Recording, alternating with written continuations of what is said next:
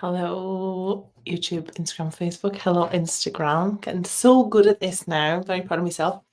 How are we all? What day is it today? Thursday, Easter weekend. Kids are off. I know this because I live near a school. So it's very quiet here when the little kiddos are off for Easter. Hope you all have some lovely plans. Lots of beautiful chocolate eggs and shenanigans like that. Mini eggs are my fave, and orange mini eggs in particular are my absolute fave because I love chocolate orange anything. So I'd highly recommend. Now, it's been a hot minute since I've had a rant. It's been about 7 seconds since I've had a kick off on the internet, and I am ready for a rant today. Let's tell you. I am seeing so many people in our industry. So my background's hair extensions and hairdressing, but I'm talking about the entire hair and beauty industry, hair, beauty, makeup, lashes, tan, SPMU, facials, massages, beauty therapists, the whole kit and caboodle, all you lovely lot. And I see so many brilliant people who do not see themselves in the same way that I see them. What I mean by that is you are not seeing yourself as an entrepreneur, you're not seeing yourself as a CEO or even as a business owner. You see yourself as what I would call the technician. So just little old me, only me, little one woman band. Just me, just a hairdresser, just a nail tech, just a beauty therapist. Can I just remind you all, please, and thank you, all of you, whether you've been in business for 2 minutes or you've been in business for 20 years, you have a business. Therefore, you are a business owner, whether you like it or not. So you might as well freaking claim it, right? And this one might be sweary, so if there's kids there, like probably put me on mute or stick headphones in. You're a business owner, you are ballsy AF to even be here and have a business, and especially in this industry, it's not easy.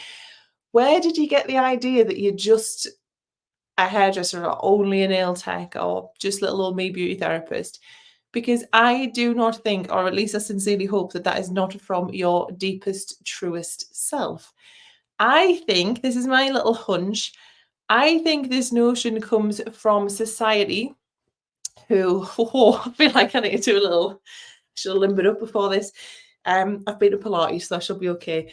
I think this comes from society who paint our industry as thickos, as bimbos, as dropouts, as people who failed academically. So we have to do this as a backup plan because we had no other options. I think this comes from parents who looked panicked or even disappointed when we said, I am going to go and be a hairdresser. I'm going to go and train in nails. I'm going to go and be a beauty therapist. When I was waving my credit card around age 20, said, I'm going to make me money doing hair extensions. And I had everyone going, oh God, I don't think that's the right thing to do.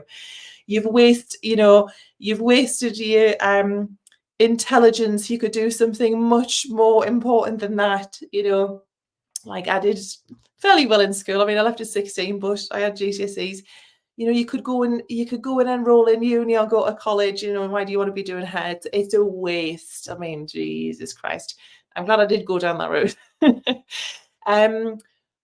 This is one from the in-laws or from the exes who skirt around telling people what you do for a living when they introduce you. Has anyone ever had that? Where they'll say, it's just self-employed, because they feel embarrassed.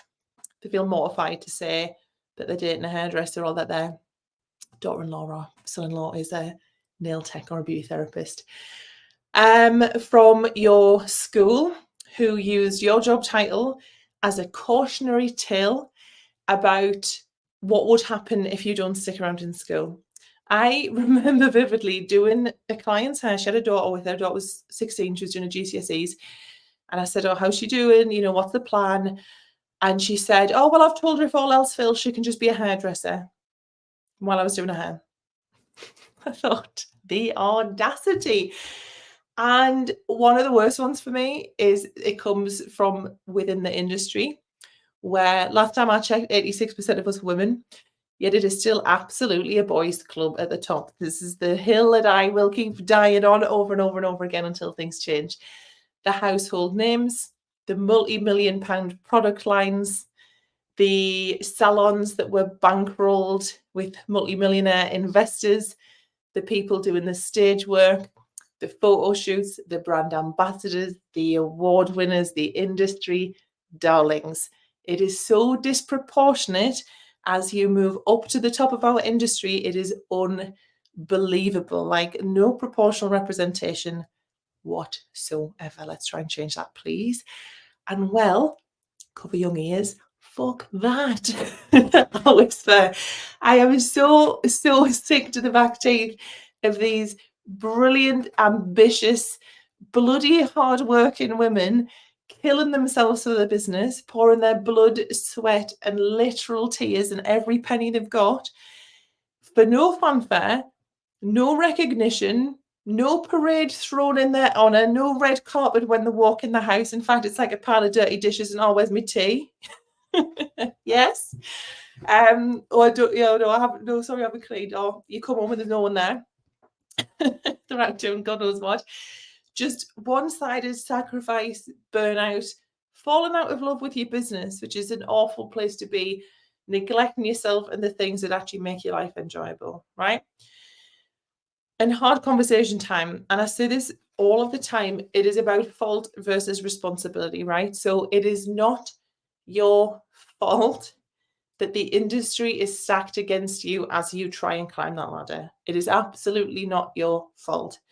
However, it sure as hell is all of our responsibility.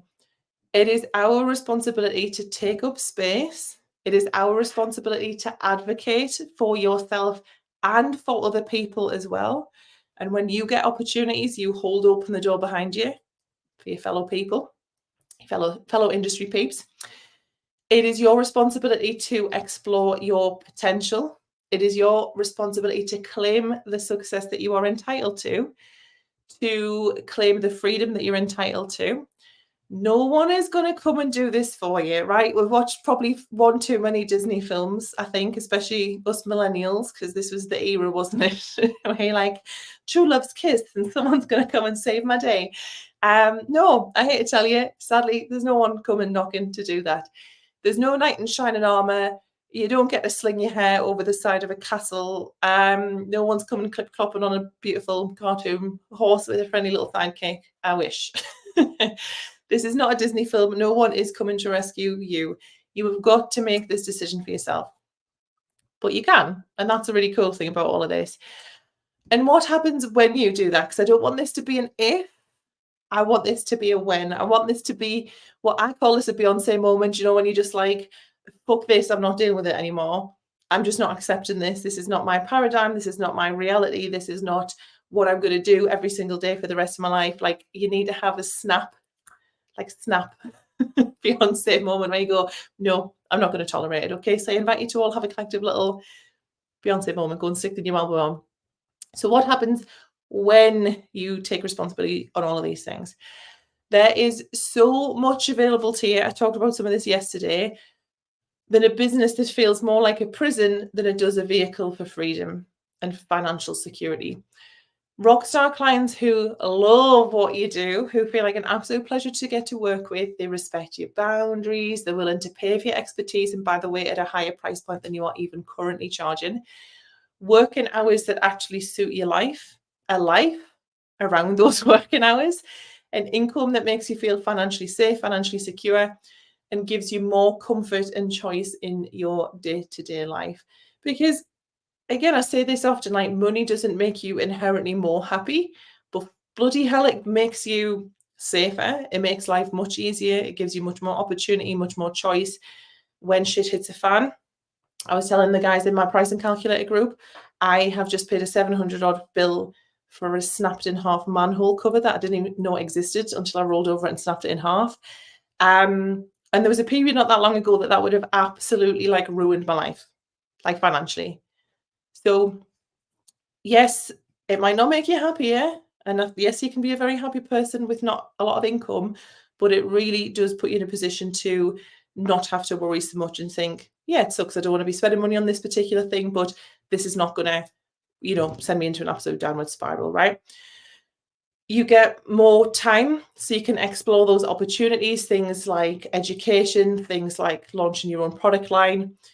You get to do this from a place of clarity and a place of safety and a place of like clear decision making, rather than living in this like reactive, knee-jerk, hectic, firefighting, making decisions from the like eye of the storm, from this place of like real emotional reactivity, or where you're feeling so exhausted and drained that you're like, I cannot even make a decision, let alone follow through with anything, because I'm just absolutely knackered. And it is all waiting for you, let us tell you. But you've got to step up. You've got to ask for it. You've got to claim it. You've got to take up that space and do what's required to get there. And I want to share the story of one of my very beloved breakthrough bosses, Andrea, who I hope she doesn't mind me talking about her. She shared all this with me. So I absolutely adore Andrea. Andrea worked from home as a beauty therapist. And when she started with me, she was like in this mindset, this kind of little old me mindset. And 6 months we worked together, she was able to drop a day of client work, earning more than she was earning before. She dropped that day. She was able to launch a higher ticket offer and work with like real amazing rockstar clients. And what my favorite outcome was for her, because there's like the thing we plan to do together, and then there's always like some other outcome that happens as a bit of a byproduct, and they're sometimes my favorite things. What that all allowed Andrea to do, and this is so a baller, and this is like so up my street, is she said, if I hit a particular goal, I'm going to join the local luxury spa. She's very, very lucky to live near this like really beautiful spa hotel. And she said, I'm going to join as a member. So I'm out here going to my normal gym, going to my normal Pilates. Like Andrea's going to the freaking hotel spa. It's absolutely unreal. To do work and lunches, to sit and have midweek brunch, to go to the gym, to go and get spa treatments. And I remember chatting to her as she was having that, making that decision, because still there was like a bit of consideration. Do I do it? Do I not?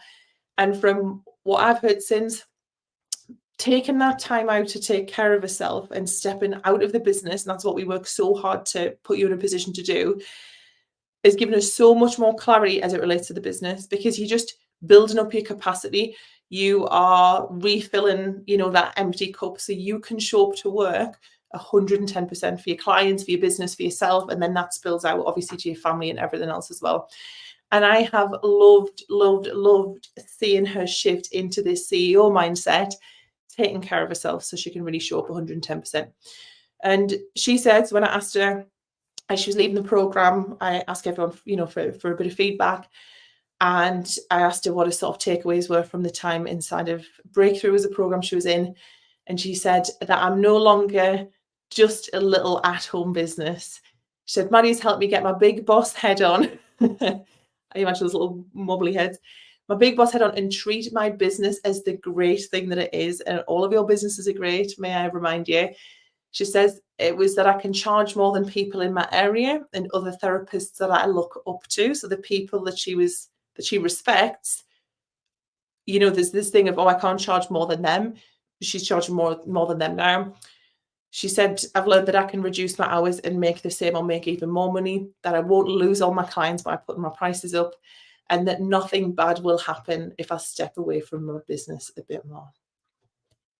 I love her. I loved working with her. And these are exactly the kind of people that I adore working with inside of Breakthrough. So on that note, if this is you, if you are overbooked, if you are spread thinner than a thin thing, and you want to sustainably, for the long term, drop a day of client work per week, client-facing work, without sacrificing any profits. In fact, ideally, I want to help you make even more profits. I want you to DM me with the word busy. You're a busy person. I'm not going to make you send me War and Peace. DM me with the word busy, and I'll show you how I can help you work together. And I want to see a bunch of you 6 months from now sending me pictures from the spa hotel where you're eating like the most fancy pants poached egg on toast that I've ever seen in my life, with your laptop over there and your book over there and your notebook full of ideas and things that you're going to be working on because you actually took the space. Okay? I want to be reading about you 6 months from now, right? So if this is you, DM me the word busy and I'll have a chat with you about how I can help. I'm going to go off now. I will be back, I think, I've got family coming up. It's my birthday on Sunday, the big 3-5. So I've got Big Roy and his partner coming up at the Mora. Cannot wait. So I'll be cutting about eating pastries and eggs, birthday things. But I shall be back. I think I'm actually going to come back on my birthday on Sunday night. So I'll have a chat with you then. I'll have my little party hat or something on. Have a beautiful weekend, and I'll hopefully catch some of you then. Take it easy, bosses. Bye, bye, bye.